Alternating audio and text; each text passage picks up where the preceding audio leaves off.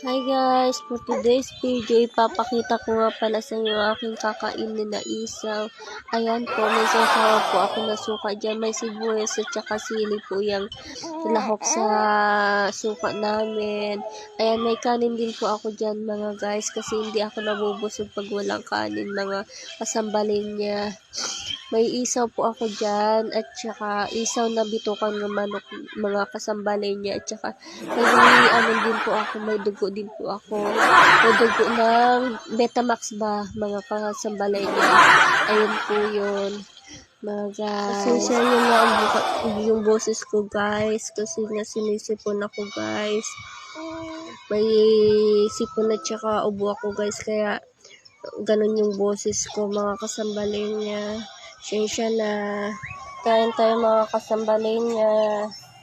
Masarap ng kain ko. Sana po mabusog kayo sa panonood sa akin ng mukbang ko na isaw. Ayan po.